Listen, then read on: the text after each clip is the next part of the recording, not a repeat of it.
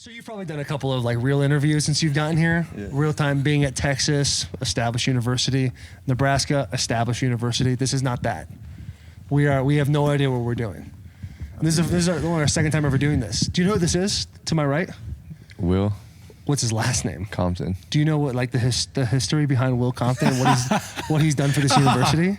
No, I don't. Oh my God. Okay, hey, listen. We'll have to cut that out because we don't want the people to be upset. So William Earl Compton, he's from Missouri. St. Louis. Well, Our South, but we'll claim St. Louis.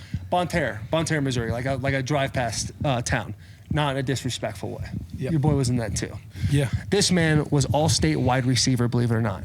You know what I'm saying? I know you're looking at how pale he is. You're like, there's no way he could be that, but he actually was. You can throw me all-state. the rock. You can count on me. And yeah, you can count on him, no question. This man gets a call from so many universities, 4-star athlete, right? And he chose to go to the one and only Nebraska Cornhuskers. Black shirt guy. How many letters? 4. What do you mean? What are you talking about? How many times did you letter? Oh, 4, yeah. Yeah, 4 time. Yeah. I'm sure he was all Big Ten honorable mention.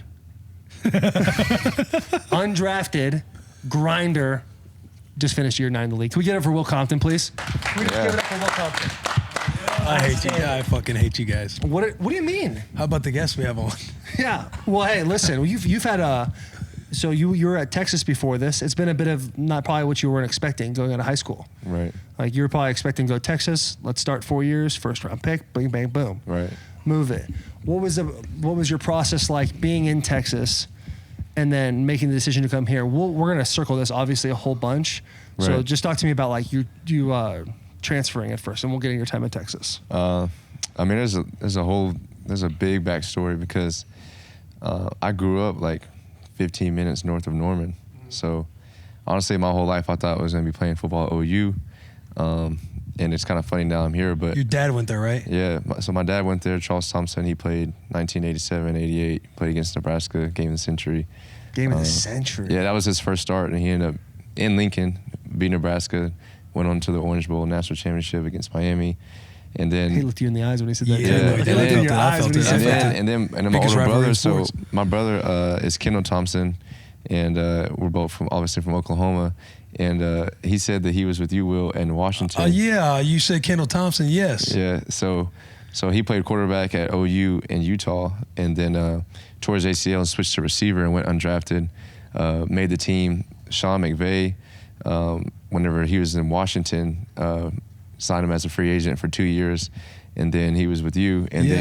And then when Sean went to LA to the Rams, my brother went to the Rams as well for a couple of years, and so he said to tell you what's up. It's a small world, man. Yeah, it's a small world. So It's beautiful. but that was kind of like my story growing up, and then growing up I really liked Clemson because of Deshaun Watson, and you know, they're really 100%. good. And, They've been like studs for a while right. now. And then when I was in like middle school, I really liked Marcus Mariota and Oregon's offense, and Chip Kelly, Scott Frost.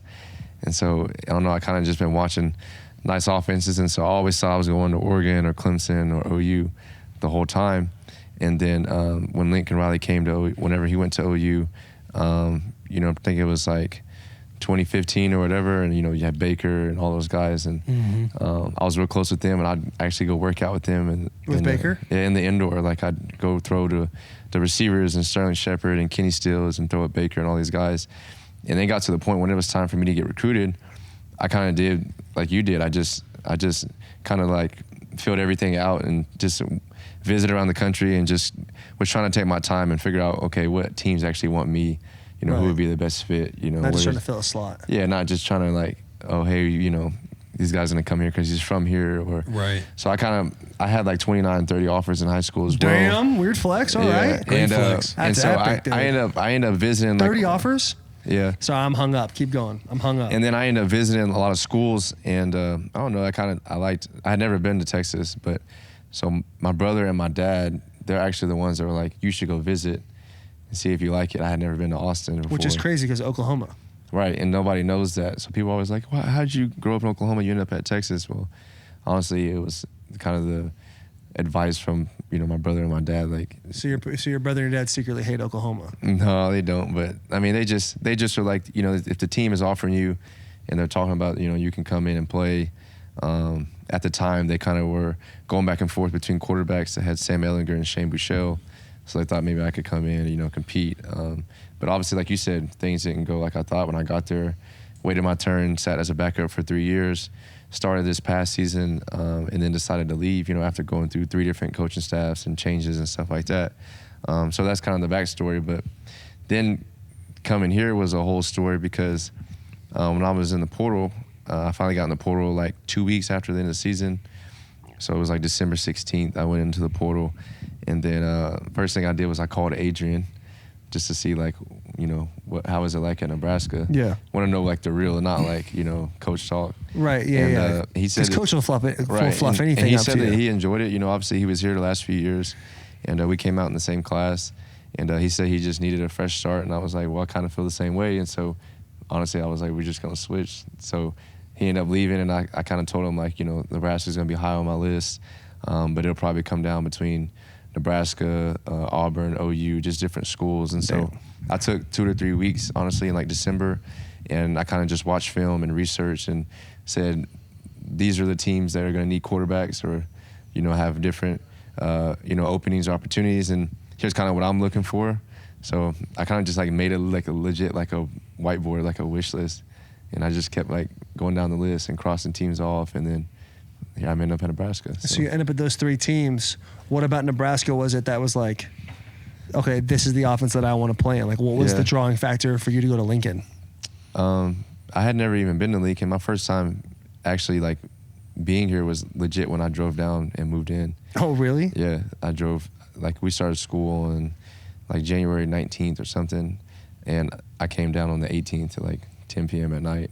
And No like, way. That was my first time. Yeah, I didn't even visit. Like I didn't need to really. The opportunity to come play here and just like in front of this university and for this team. Obviously, everyone said it was a big deal. I mean, I'll get to experience that in the fall, but that was probably the main factor. And then just knowing Frost and knowing that he's a good dude, and then my dad actually is friends with Mickey Joseph, and they actually kind of grew up together a little bit. In high school, they both visited OU back in the 80s, and they were both going to decide between OU and Nebraska. So they had a relationship way back then. And so if you fast forward it to now, Mickey Joseph was like, you got to get Casey here, you got to get Casey here. So finally I was like, okay, like I'll see what it's about. And then I was talking to Frost, and then when Mark Whipple decided to come here, it was like a no-brainer. And I was like, the dude, he came from the NFL, he likes to throw the ball a lot. Right. You're just looking to throw that rock. Yeah, and then I reached out to Kenny Pickett, and I was actually doing Zoom meetings with teams every week. Oh, really? Yeah, over the break. Like, teach me the offense. Let me watch some film with you guys. No way. Yeah, I'm calling different quarterbacks that played for, like, I was doing a lot of research.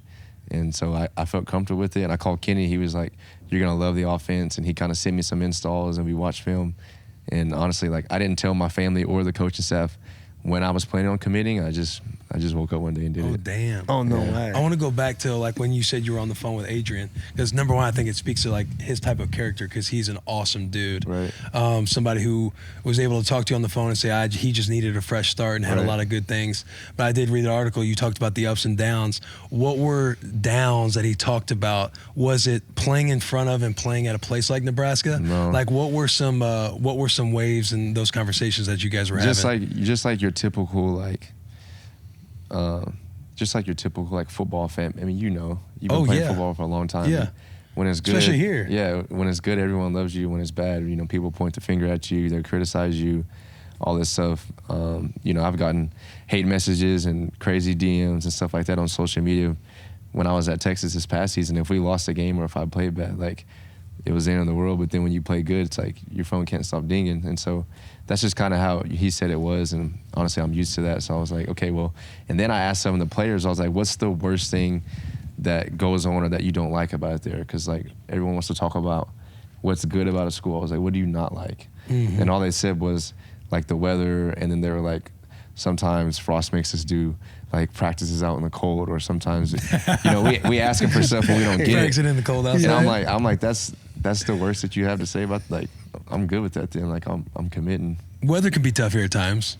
I mean, Wind blows hard. Yeah, we're dealing with it today. Yeah, but we're the a little thing is, flatter like, out here. It's Hey, you seasonal. can see for miles. Yeah, if you stand on a quarter, Right. you can see the whole state. Oh, yeah. But it's seasonal. It's like when are we ever gonna play a game where it's a blizzard out? Like, oh, right, yeah, for sure. know what I mean? I'm It's just a talking. I'm wintertime, just speaking yeah. to the whole winter thing. You walk around that side of the stadium when you're going to study hall, and that wind smacks you in the face. Dude, No, it's it a does. different beast out there. but it's like Oklahoma though. It's like Oklahoma is super windy. It's literally snowing in Oklahoma today and tomorrow. Yeah, and they got like massive tornadoes. You Yeah. ever had tornadoes here like that? No, there's not tornadoes. Yeah, here. no. Yeah, and then Oklahoma's like rebuilding every Right. year. And Like, then- the whole state's Tornado, like, gotta yeah. go through and it then again. next year, like, I mean, next week it'll be 70 degrees here. It'll be 70 degrees in Oklahoma. It's literally almost like the same weather. Oh, so like, you're not affected by this. I grew up Yeah. kind of like it. It's like the Great Plains. Like I Yeah. grew up like in it. Yeah, can you talk about entering in the portal?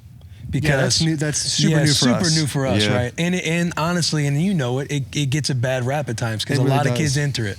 And then before you answer that, what was the stat you said? Like, so many guys enter the portal expecting to be picked up by these big Power 5 schools. Right, expecting for like a situation to happen, and the majority, it doesn't work out the way they think it does. Right. Yeah. Obviously, for you, it's a little different, but can you speak on the turmoil you were going through with Texas? Because when Taylor and I were looking Don't be stuff- afraid to bash them. Don't be. You know? When Taylor and I were like doing our research on you, you obviously had a promising start at the Alamo Bowl a couple years ago, right? Right. Then you go throughout this next year. It doesn't necessarily work out the way you want it to. You got a new coach in Coach Sark. He Right. comes in. You don't have the starting job Week opening one the or two. season. Yeah. Right. You end up taking over, but you're coming off the bench. And obviously, it does. The whole year doesn't unfold the way you want. I saw you had injuries you were dealing with, Right. and it just didn't. For whatever reason, the stars weren't aligning for you. Right. And then you decide to go into the portal, which can look like, does he just not want to compete or play? And I'll let you say all this stuff.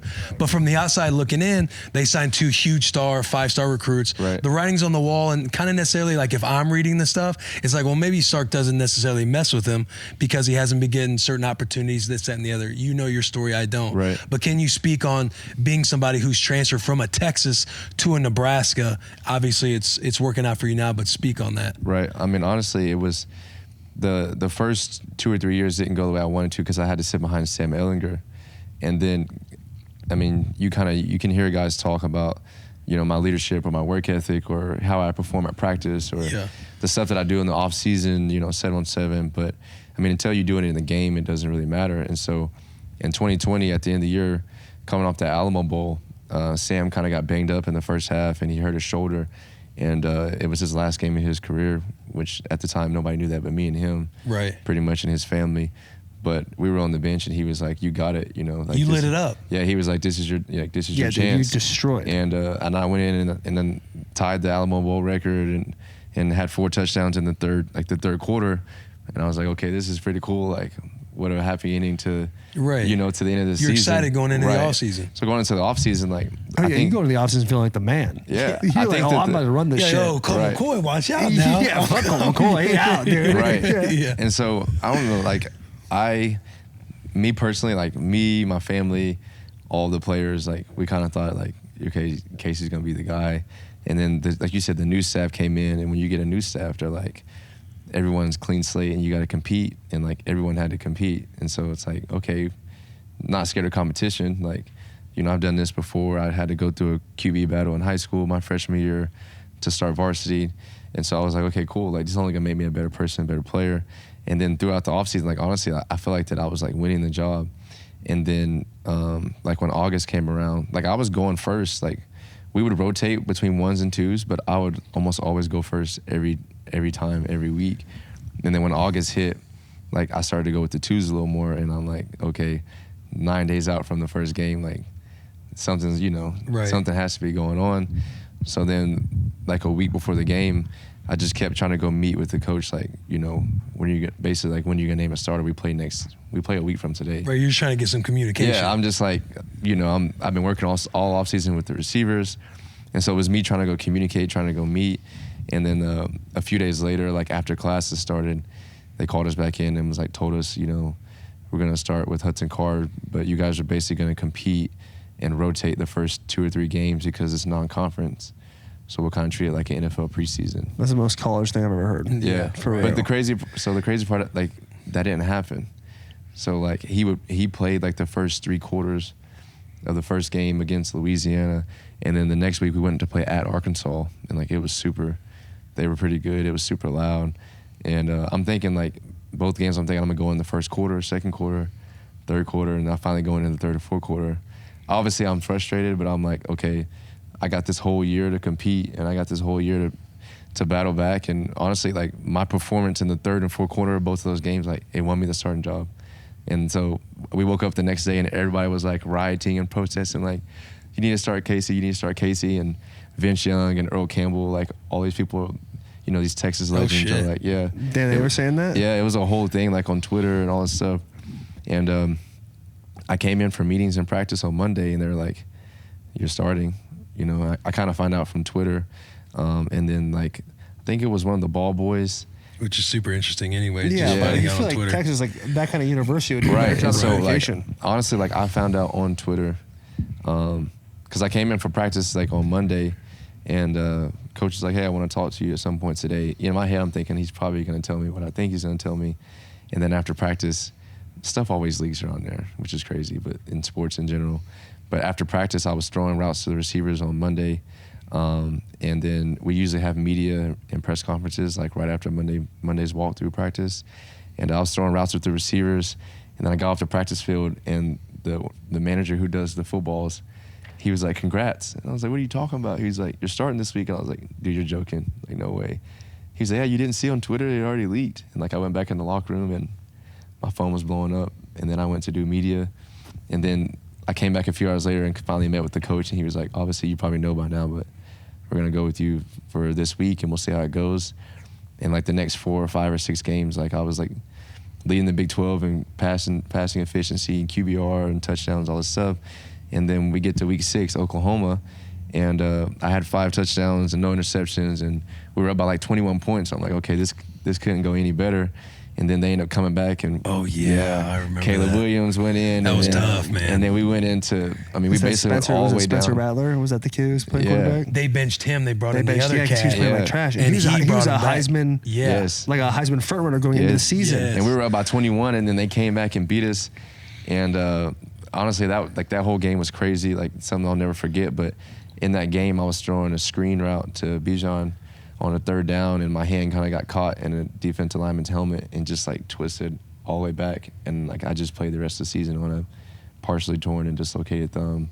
It was like severely sprained, and nobody knew about it.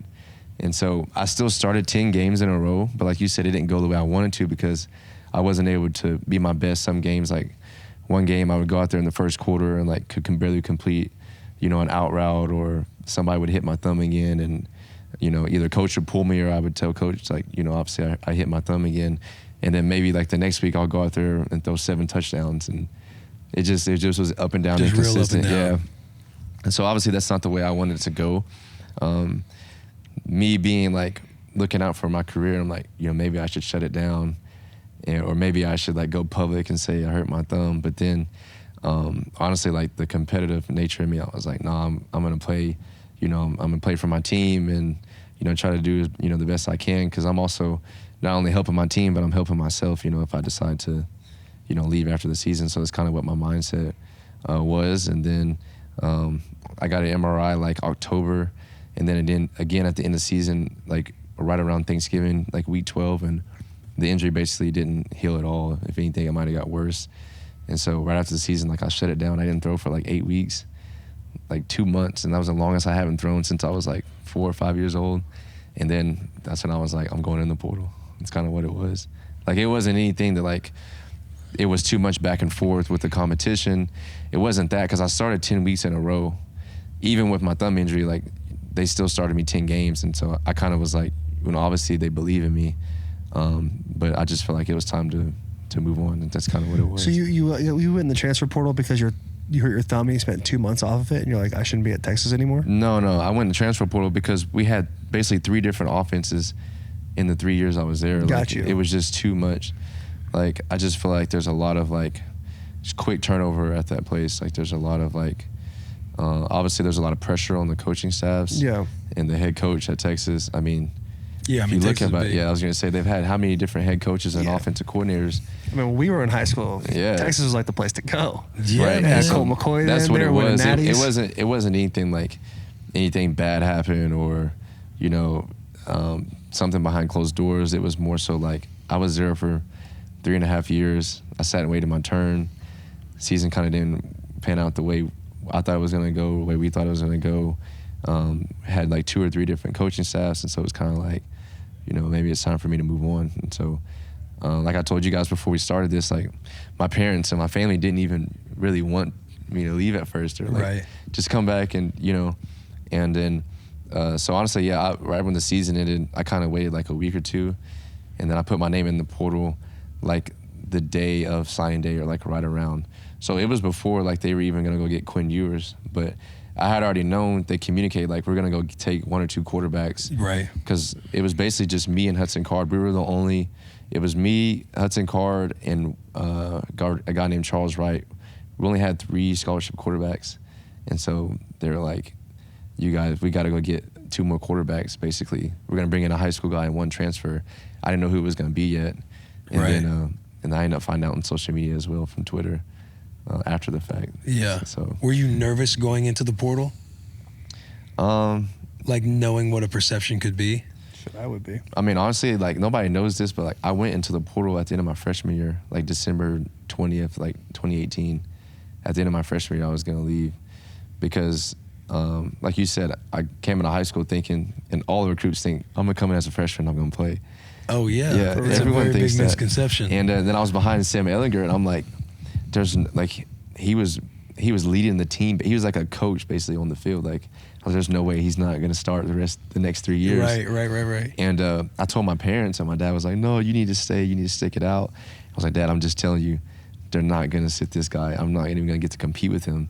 And I ended up being right, but I'm glad that I stayed and kind of pushed through it, because it helped me just like learn about myself and kind of grow as a player on and off the field. But Sam and I are real cool to this day, and I'm cool with all the quarterbacks and stuff. But so I went in the portal December 2018. And I was going to leave, and I was in the portal the whole winter break my freshman year, and then I came back, and I stayed, and then I went another 3 years. Were you in the portal and nothing was happening in the portal? No. It was, I mean, there were a lot of teams that were offering, but it just like wasn't the teams that I wanted. When you were in the portal, is it public news right away? Or is it kind of like quiet until it's like leaked? It's like if you put your name in and saying you're going to resign or something, or you're going to quit. As soon as you basically go to the compliance office. So this is how it works. You either email compliance or go into the office, and you just notify them and like sign this paper saying that you're gonna like notify the team that you have intent to transfer or explore your options, is what it's called. And then within 48 hours, they have 48 hours to kind of put your name in a database, and every team in the country gets notified like that you're basically like a free agent. It's like free agency. No, legit. That's how we talk about it now. And so when I put my name in, like both times, like when I put my name in, honestly, like I had law schools reaching out within the first couple of days. Like the first time my freshman year, like UCLA reached out, like Chip Kelly, Oregon, Utah reached out. And, Oregon, that's a team you kind of wanted growing up, but they weren't the guys that I wanted to play for weren't there. Wasn't the same deal. I get everything that. changes, and I had small talk from OU back then, and Lincoln Riley and kind of their coaching staff there, and then Houston and West Virginia and like just different teams around the country reached out. That was my freshman year, and then I don't know, I just didn't like my options, and so I was like, I'd rather stay at Texas, like you said, and play big time college football. And just knowing that I would have a chance to play against OU in the Red River rivalry, week 6 is like one of the biggest rivalries in college football. I was like, I'm staying. Yeah. So that's why I stayed. Yeah. And then this past time, I put my name in the portal. I was like out to eat or something with my family like a Friday morning, Friday afternoon, and then I went to go get treatment and work out at this gym in Oklahoma City, and then like on my way to the gym and like during my workout and right after, like I had my phone on the aux, and these teams are like emailing me, because you can put your email or your phone number down. Right. I told compliance, I was like, just put both. And I wish I would just put my email down, basically. Cause, you getting blown up. Yeah, because like West Virginia, like just coaches would literally text and call you, like, hey, this is Coach such and such. I'm the offensive coordinator at whatever school. Give me a call. And like, it's just like every hour, every day. And it was like that probably for the first few weeks. And then finally I just told all the schools, like, hey, this is kind of like, I kind of already know like where I'm looking at. And so here's my list. And out of respect, like I'm not going to waste your time. Right. But I just started doing Zoom interviews and stuff like that, and I kind of had a list of schools that I was talking to every day, and then I just told them like, hey, I'm going to make a decision after New Year's, because I want to watch I wanted to watch all the teams playing the bowl games and see what quarterbacks would stay or leave and see if there would be any more coaching changes. So that's how I went about it. When you put yourself in the transfer portal after your freshman year, as somebody coming in, like we were joking about earlier, every freshman who comes in thinks they're going to like be the man, and it doesn't work out for them. You're somebody who put yourself in the portal then, and putting yourself in the portal now, going through all the adversity and the shit that you've went through to now get to this point. You are now at a fresh start at Nebraska. How do you feel like you've developed mentally from doing things like that, right? Like, to me, in my head, like you putting yourself in the portal as a freshman and then not kind of like being exactly how you might want it to, and you're like, okay, I'm going to stay here, and you're kind of playing the whole, you want your time. You've done your time by being a backup, doing all this stuff. This last year happens and unfolds with Texas. You've now made your decision, and you're in your last year. How do you feel like you've kind of grown mentally? I mean, I think it definitely helped me just like be more organized and like thorough and like well thought out, and know exactly like what I'm looking for and how to approach situations. I would say that's definitely what it helped me. I would just say going through a lot of different adversity, like you talked about, different personalities, working with different coaching staffs, and every year it's a new team. You got new guys in the locker room. So I think it just helped me as a player and honestly as a quarterback. And, now I kind of know like, okay, here's what worked, on the field, and here's what, on and off the field, like here's what works in the organization, here's what didn't work. And every year I'm like, okay, did I get better as a quarterback? And I'm like, yes. Did I grow as a person? And the answer always was yes every year, so I didn't regret kind of just sitting and waiting my turn. But I don't know, like you talked about, I heard you talking about with Garrett, a lot of teams in college football, it's a big melting pot of different nationalities and ethnicities and just different, type of players and personalities. And honestly, that's kind of what it helped me just figure out, who I am as a person and how I can lead and kind of build with other players and other coaches and how I connect with them. So I would say it helped me do that. And then it kind of just helped me grow like with my maturity of what I'm looking for and kind of how to be professional. So that's really what it helped me do. And then coming here, like, I mean, I love the team here, and I love Coach Frost, and everyone in the organization is real cool, and so I really enjoy it. When you first got here, you say you love the team now. Like, but what was that process like? Like when you first day of school, right? Yeah. Kind of hang out. You're hoping, hey, who are the cool kids? Making new friends, man. Yeah, it felt weird at first. Like I was walking around. It's gotta feel weird, dude. Walking in the locker room, everyone already knows each other. Hey. And also, that's the new guy right there. Right. Yeah. And you're coming in because Adrian leaves, and Adrian's like, I think he's at the top of all-purpose. Where did he go? Yards, Kansas State. Tough. And he's somebody who's been a multi-year captain. He's somebody who's been very ingrained in this culture, in this team. He leaves, you come in. It does, like what he's saying, it's got to feel, were you nervous? I wasn't nervous, but the first few days, like you talked about, it was like, I haven't had that feeling since like when I started high school, I think as a freshman, maybe. Dang. Like walking in the halls. Senior year of high school too. Yeah, and it's just like, kind of like when you walk into high school and you're like, okay, I don't know what to expect. And then you're like going to college as a freshman and you're like, I don't know what to expect. So coming into here, like I walked in, like not even 3 or 4 weeks prior, I was literally in the Texas facility in Austin in my apartment, going there every day, going to the stadium, working out in the weight room. And then 3 weeks later, like I'm walking in Nebraska's football. Just pulling up to a place you've never seen before. Yeah. And then, I guess I'll just go here. Yeah. And then, they got history. Like, it's just weird. Like, everything for the first, like, couple weeks, it was like, I got to pull up. I live 5 minutes down the street in an apartment, but, like, I had to map how to get here every day. And then, like, walking around in the facility, like, I'm lost for, like, the first week. Yeah. And then the guys, like, I remember the guys would, because I wasn't cleared at first when I first got here, so you got to, like, do your testing and, do all these like different tests and stuff before you can get cleared, and these meetings. And I just been walking around, and people were introducing me to the players like during their workouts and lifts, and they'd all be talking and dapping each other up, and then they'd see me and they'd be like, "Oh, what's up?" Like, just kind of quiet, like they don't know me. I'm like, this is kind of everyone's trying to figure each other out. Yeah, but also at the same time, like when you're a quarterback, like the receivers are kissing ass right away. Yeah, because they want to get that ball, and then all the skill guys are gonna kind of come talk to you. Yeah. Like you walk in, like if you were just like an offensive lineman, people would be like, "Block, nerd." Kind of like do your thing, and then you gotta kind of find your friends on your own. Like you had a little upper hand. No, that's what so the old linemen, the receivers, they came up to me right away because they wanted. But the rest of the guys, like the defense, and my locker is actually like right by like Quentin Newsom and like Miles Farmer and Travis Vokalek, and like these are guys who are players and they're starters, and just being around those guys and hearing them talk and kind of like joke, and I'm just like going to the corner and putting my stuff on for the first few days. And then once I started to get to know the guys and kind of like hang around, and then it got a lot better, obviously, you know, very fast. But the first few days for sure, I was like, dude, I'm just gonna be kind of over here in the corner, observe, yeah, fly on the wall type of deal. That's tough, dude. That first 48 hours is kind of hard. It was like the first few days, and then I would say the second week, like whenever I got cleared, like I think everyone was kind of like, okay, boom, we know who he is now. He knows us. He knows our names. Let's get it going. Like the workout started, and I started to hold my own meetings and, you know, field sessions with the guys. I took the O-line out to eat at Rodizio's, and then I took them to round one bowling. And so like that What's was Rodizio's? Is that like a Nebraska only place? Yeah, like it's like an all you can eat back there, Brazilian grill. It's a nice little deal. Probably so like when I did that, like that was kind of like, and I had the idea. I was like, because I would do it at Texas. I would take my starting lineman out to eat, like after a win, and then I would like get. Because I'm with partnered with Tiff Streets. It's a cookie company. We're familiar. Exactly what Tiff Streets familiar with Tiff Streets. And so after a reason why win, we're putting the jackets over the top like this. So after it's a win, winter time. We've had some Tiff Streets. There's a little layer. After a win, I would get Tiff Streets delivered to the facility for the whole, like all the coaches and players. And the coaches too? Yeah. Bro, you know exactly what you're doing. Oh yeah, he's playing that game.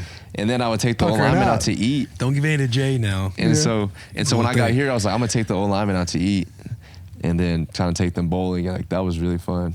That helped me like get to know them for sure. And then after that day, like kind of the next week, like they're like, you know, Casey's our boy type of deal. Like I knew them well, and I knew the receivers. And then it was like, it took me like a couple of weeks or a month to get to know the defense. Yeah. So it's been fun. But now that practice has started, like I love talking trash to the defense. Speak to that stomach, the hard to follow. Oh, no question, dude. No question. Is it time? I think it's time. Is it time for Dookies? I think it's time. I think I got the best question. Actually, I don't know if I do. We could do the same thing. It's not like it matters. The fun thing is we can do whatever the fuck we want. Right. It's our show. Well, I'm just excited to talk about Dukes. Yeah, Dukes is pretty outstanding, dude. Over there in the corner, so Dukes is like this company that does like men's body wash, but it's like instead of all that bullshit that like the other companies put in, I'm not going to say brand names, but you know what I'm talking about. It rhymes with Old Schmeiss. Like they put the stuff up there, and it's kind of like it feels good and it smells nice, but then 50 years down the road, they take an extra and they're like, hey, by the way, C word, and you're like in a kind of a bit of a predicament. Really? Dukes doesn't have none of that stuff in there. That fresh 2000. You want to see it, dude? Yeah. You grab that jar that just says thick on it, dude. You see that? Yeah, we got the thick, high viscosity body wash. If you walk past a girl in a bar with this on right here, game, set, match. Game's over. Citrus, musk, cedarwood. Cedarwood, dude. You know what that is? That just says rich to me. And the ingredients are premium. They're not, again, like we're not going to mention the brands, but the ingredients are clean. Absolutely. They're all about being masculine, dude. They're about athletes, military tradesmen, guys like ourselves. Yeah. Pass me that, the big ass brick of soap. The big ass brick of soap. So do y'all wear this? Do we wear this? Do I live in this? Yes. When I go home, I take all my clothes on if I just put this stuff on my body. How come I don't smell the citrus on you when I walked in? What's that? I don't smell the citrus. Because you ain't hold this tight enough. Yeah. You came in, you dapped me up slow and probably exhaled. Like if you inhaled, you would have noticed everything. Hey, tell them about your feet stuff. Oh, dude. So listen, and I take this stuff right here. And this is like kind of like an idea category, so maybe you can tell me if you really like it or not. But like, there's not a lot of features, especially in this area, that's like really you can call home about. But these bad boys right here, these ones, I'm thinking about starting OnlyFans, like a feet thing. Oh my goodness. You know what I'm saying? Like put some flowers around it, dress it up real nice, and then put the Duke's baked bottle of soap there, and then rub it between the feet, and then have Will smell them. I think that'll sell. You think it will? Dude. Why do I gotta smell them? Every time you gotta say I gotta smell them. People are gonna like that. I got some funny stories when we start talking about NIL, actually. I'm down to hear that for sure. That can be our Duke. So this final question, Duke Cannon, or maybe final two questions, presented by Duke Cannon. The Dukes. Let's get into the NIL talk. Like, give us a couple of NIL stories, because number one, all of this stuff that we're showing you, it's going in this awesome military gray-looking box, and it's yours. Yeah. So this is our NIL deal to you. That's cool. It's free product for the boy. Oh, for real? But I would love to see, because I did see you talking about the opportunities at Nebraska for NIL are a lot better than Texas. Please elaborate and dive into that. Yeah. So I would just say that when I say opportunities, I mean like how often and how much that these companies are willing to. What are we talking? Talking cash money, son. Yeah. What are we talking? Are we talking about phone numbers? You give us something. Like you can come here. You can come to Nebraska. I mean, first off, when I first got here, they told me when I found out that like 17 or 18 different football players had vehicles. I was like, that's unheard of. That's how we do it here, man. Yeah, with That's with like crazy. a free place to stay, and like at Texas, it was me, Bijan Robinson, and one defensive starter, like three guys. Because they keep it close to the vest. All the rich guys So out of Texas, I would they want to keep it for but not themselves. even just Nebraska Athletic. There's like 70 or 80 different people across all sports that have like either an apartment or a car, or they're getting NIL deals like women's basketball, Girls see golf, how- the girls' women's golf team. Yeah. They're pretty outstanding. They did a great job over So there. that's what I mean when I say that, like, Especially what's your name? more athletes across all of the sports are getting blessed with opportunities, and just like the numbers and the how often you're able to get these deals is like way more than I've ever seen. You see how kind Yeah. of Now, when uncomfortable you he is talking say about? numbers, You're gonna make six figures as oh my As what? fuck, as a player. a player here. If you're a starter here on the football team, you can make over six figures. Bro, if I made six figures in college, I'm dead. I did Yeah. $850 scholarship check, and I thought I was living because rent was like $350, $375, and after utilities $450. That's $400 left Six over figures? to spend Yeah. at the rail. Hey, Nebraska legit needs to be in the playoffs every single year. You're gonna make That's what I'm six saying. figures. The just by boys are coming to this figuring it place. out. It's a slow burn. It's a slow climb, but we figure out. We know where we have to win. I'm more of a typhoon type of guy. If you want to make six figures right out of high school, so you're automatically doing better than all of your friends. Your friends are up to their neck in student loans and they're dying. And you just say, oh, that's weird. I make six figures now and I drive whatever the fuck I want. Right. Come to Nebraska. All right? You got history. You got dope uniforms. By the way, the equipment boys in the back, I don't know if you guys saw it, but they gave us our very own jerseys. Will's is cool, but Will's already been here. I got my very own jersey. I didn't even play here. All right? I'm going to need six figures for that, too. That You know what I'm does saying? speak to how I might Nebraska need takes six care of the figures. boys. They take care of us. I mean, they made you a jersey. Hopefully Yeah. Michigan's watching this and I get a little something next week. Oh, that'd be nice. But the wouldn't thing it? is, I think that Much more prestigious I think colors, now, though. I think now any athlete, any student athlete should be able to make six figures if they really like are working on their brand. Like you guys talk about, you got Twitter, Instagram, TikTok, like Right. Snapchat. There's so many different ways for you to monetize now off of your I ain't name. got Snapchat. But I'm married. I feel like I Snapchat's a way honestly, to, you know like, what I'm saying? I I feel like don't really- Snapchat's that let me get loose app, you know what I'm Facts. saying? You get a little dirty I in don't there? do the Snapchat. So, makes me But nervous. it's funny because like I don't really go out of my way to like try to do all this other stuff. It just comes to me, and like here in Nebraska, I would say that's what the opportunities are just. Yeah. It's crazy. But this past year when NIL started, like I think at Texas, like I think after the Alamo Bowl performance in 2020, like I just think all the people around the United States and like the Texas fans, like in Texas, like they were offering me NIL deals in like July, August before I was even named the starter. And last year before I even got to Nebraska, I worked with like C4 Energy Drink. Delicious. Partnered with Kendra Scott, Tip Streets, the cookie company. No free shout outs. Yeah, no free shows. Yeah, the Roman. It's like a. Oh, Yeah, they're we wipes. know about We know Roman. Roman. Yeah, absolutely. But they Jack wanted me. knows about Roman. They wanted me Jack to do loves their, Roman. Yeah, They're they like a wanted me little to wipe, do right? Yeah, no, they wanted me to do their all hair team. So I did Roman. I'm sure you were like, hey, let's keep it to just the hair stuff. Let's not go down below the belt. Yeah, well, actually, there's rules in NIL. You can't do certain stuff. It can't be Oh. anything, including like vice, sex, alcohol. What's Vice? Yeah, like what is chew? that? Like Cigarettes? like Miami Vice, like going to Miami. or- Cocaine?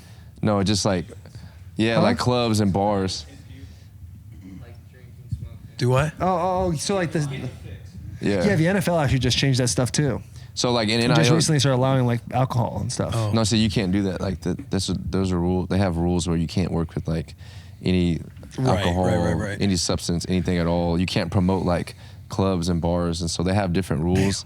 But ways yeah, around I that. would say Kendra Scott, C4, Tip Streets, and like all the trading card companies last year. It was like Tops. Panini. Right, Wild right. Card, Onyx, all these different trading Bussin with card the boys. companies. You got to sit there and sign for hours, huh? Yes. Bro, when I was like getting ready for the draft, and they said I'm gonna give you 12K. Yeah. But you guys had like 12,000 of these little stickers. You're like, okay, yeah, I bet. Oh, I was like, I'm gonna murder this. My wrist hurt so damn bad. No, you're not. But I was like, I've never seen 12K before. This is fire. I would try to This force man's making myself. six figures in college, bro. I would try to force myself to do like at least 200 autographs a day.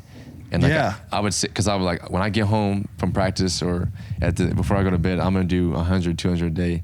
I probably took almost half the season just signing the autographs. And by the end of the season, like I sent them all back. But like you talked about, it was like 2,000 signatures, 4,000 signatures, 10,000 signatures, and you're like, dang, I didn't realize like how much that is, you know. And so that was crazy. And so I had to do those. Like, I was supposed to be doing them and getting them back because they give you like 30 days to return them. Yeah. Did you change your signature during it? Yeah, I shortened it. Dude, same. I did the same thing. I used to write out my whole name, Taylor Lewan. No, I shortened it. And now I do this TC, see you later, and then we're on to the next. Taylor doing cursive. Right, Yeah, I shortened it. Hey, listen, I might not be able to read, but I can spell a little bit. So I had to shorten it, but and then since I've been here in Nebraska, Soldier Sports, they're out of Omaha. Oh yeah, and they're kind of phenomenal gear. They sent me a hoodie. It's their material is incredible. amazing. Yes, bro. So I did a photo With the shoot. little bear? Yeah, Yeah, man, which is like an NFT. yeah. So I'm doing with Soldier Sports. Yeah, no free shout out to Soldier Sports. Yeah, shout out to Soldier Sports. And, Not from us. Not from us. Not from the Bussin with the Boys guys. Yeah, from me for sure. But no free shout outs. From me for sure. And then no, but I laugh about the OnlyFans because I got an email like last week after workouts. I looked at my phone. It was like, Casey Thompson, would you be interested in joining OnlyFans and monetizing off of your name and setting your prices? And they're like, you could do workout instructional videos, quarterback training, all online. Feed stuff. Yeah, and I was like, I showed everybody in the locker room, and like for like a few days, all the players were like, "You gonna do it? You gonna do it?" Bro, you gonna do it? Are you doing it? No, Why not, dude? because I See, just that's the Number thing, one, we are you don't have- allowed to do it? Would you be allowed? But Yeah, would because you be allowed to OnlyFans do is like that? a Craigslist. There's like dirty stuff on there, no, but but that's not the main it's thing. supposed to be like exclusive content, all access, like behind the scenes. But my whole deal is You like, got to be the first Q who does an OnlyFans account. That'd be no, fire. but then I found out from other people around the country, like they were obviously emailing other people, and That's all right. You I gotta don't be think first on anybody's the gonna do scene. it. Well, one, I think it's a compliance rule. No, like dude, with somebody's gonna NCAA. do it. Oh, okay. And see. then, too- if you're allowed to. Well, my whole thing is like, anytime I see or hear about OnlyFans, I'm like, It's what we all think. yeah, it's like, okay, stuff. I'm not doing that, right?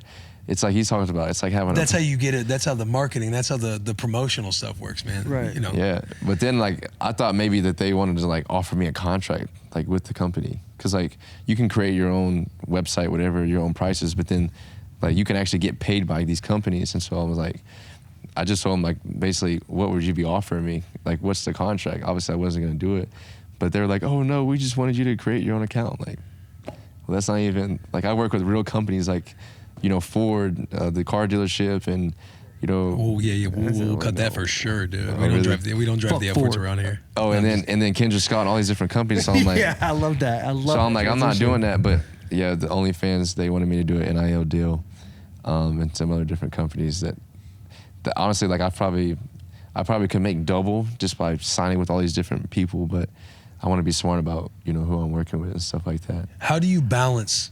You talked about the way athletes can build their brands now through all these social platforms. Duke's second question. Duke's second question for sure. Duke's Brought to you second by question. Duke, dude. Duke's Cannon. Duke Cannon. The best, Duke. How do you balance that, right? Because you'll be going into the season, and obviously, as a young kid, as a young athlete, you're infatuated by signing autographs and Right. making money. When you know you want to keep the main thing the main thing. How do you balance building your brand and also being a football player, especially as a student athlete? I mean, you just have to prioritize your life and your routine. And I think, like for me, I use the weekends and like the off days, like Sundays or Mondays, to really like get on the phone with companies or email, or you know, if I have to go do like a guest appearance or a photo shoot, like I'll do it on a weekend where there's like a day of no football, like, you know, there's nothing on the schedule, you know, stuff like that. Or even like if I need to leave. So what I do now, like my routine now here at Nebraska, like I've kind of figured out how to do that, because last year everyone was new to it. I was just kind of navigating like how much to do. You're kind of ready to whore yourself out for all of it. Like, let's make this money. Like companies would ask me like, what's your price? Or like, you know, what would you be willing to come do for a photo shoot? Like I didn't know anything. And after I get on the phone with like NFL players, and I signed with Athletes First, their agency, and they got like Justin Fields and Jalen Ramsey, Deshaun Watson, and kind of hanging around those guys when they would come to Austin, and we would just hang out and talk, and I would do, you know, photo shoots. And I watched him. I went to like Jordan Love and what's the receiver name? I went to Jordan Love and Justin Fields, like their C4 and their Madden shoots, and kind of just talking and hanging out with those guys and seeing like what they charge and stuff. And like I was like, okay, well, talking to my agent and stuff, I'm like, well, here's what I charge, and here's like how many companies I work with. Or so kind of like signing with them helped me out a lot. and then kind of knowing what to do. And so now here in Nebraska, like, I'll know like how much or what's too much or what's too little. Like, I'm not gonna go do something unless it's for a good cause. Like, I'll always go talk to kids or go to a high school or, you know, go surprise somebody at a daycare. Like, I'll do that for free. But when it comes to like business, like you're talking about me driving and going out of my way or like breaking my football routine and my daily regimen to go do something for NIL, to me, it's not worth it unless it's, you know, for the right reason or the right cause. And so, I mean, I get up at like 5 a.m. and I go to bed and finish my day. Like, I study film all the way till like 10 p.m. at night. And I have stuff that I do in between then, like everything's written down. And so I dedicate basically like business, NIL deals, or like Zoom calls. I do that between 1 and 5 usually. But I really don't like to, honestly. Like, when they told me that you guys are coming, I thought y'all were supposed to come tomorrow on March 11th, right? Man, we're here both days. Yeah. We'll be at practice tomorrow, but we fly out tomorrow. Oh, okay. And then they told me that you guys are going to be here. And then they were like, would you want to do that, yes or no? And like, honestly, like, I didn't even realize that you're already here until I saw all this set up. Like, I was getting ready to go back and finish my routine for the day. Like, and so, but it's good to take a break too, because it helps me out mentally, kind of just like take a break and not legit be either studying, getting treatment, or watching film all day. Like, I'll take a break between like 2 and 5. Gotcha. And do NIL stuff, or like weekends or off days. Well, we appreciate you coming on, dude. We appreciate you noticing that we were set up and being like, all right, today's the day. Yeah, appreciate you giving us the time. Yeah, that's pretty epic. And the NIL stuff, dude, that's cool as shit. I wish we had that when we were playing, for sure. Yeah. But no, that's nice. Take advantage of that, dude. It's fun. And take it as an advantage to learn like the business part and like how you can now set up businesses when you're in the NFL. Right. Like, what are you going to do with that money to make sure that money makes you money? Yeah, like I'm not looking at it as a more like, how can I get rich quick? I'm looking at it more of, like you said, how can I become a businessman? How can I build my brand? How can I be around other millionaires and billionaires and like see what makes them successful? And how can I become a professional in this space of like working with companies and brands? And like, it just makes you definitely grow up and become, you know, mature really fast. And then I signed with Morgan Stanley Wealth Management, and like they've definitely taught me a lot about like taxes and finances and accounting, and like now I know like kind of the ins and outs, and also learning from my brother who played in the NFL for 3 or 4 years, like about all the taxes and the fees, and everything costs money, like everything, traveling. Even if somebody gives you a free car, this is what I learned through NIL. If I hand you a free car as a dealership, like, I still got to fill out and turn that into the government. So you're going to get taxed on that. Right. Like, it's not free. Right. Like, that blew my mind, because I'm like, I thought everything was free. Yeah. If something was free, I thought it was free, but they're like, no, you're going to file taxes. Yeah. I know it's a lot of learning, but good luck to you, bro. And I know you're going into your last year and everything, and obviously we're stoked that you're at Nebraska, but good luck to you, and I appreciate you again. We appreciate you for taking the time. No problem. And then I actually have an extra year since like the COVID thing, if I want to come back. Oh, for real? Yeah, for the next year. Yeah, but we ball and go to the NFL, so don't worry about that. Yeah, thanks. Get a Big Ten championship or Big Ten championship runner-up to Michigan, and then go to the NFL. We're talking in the stands.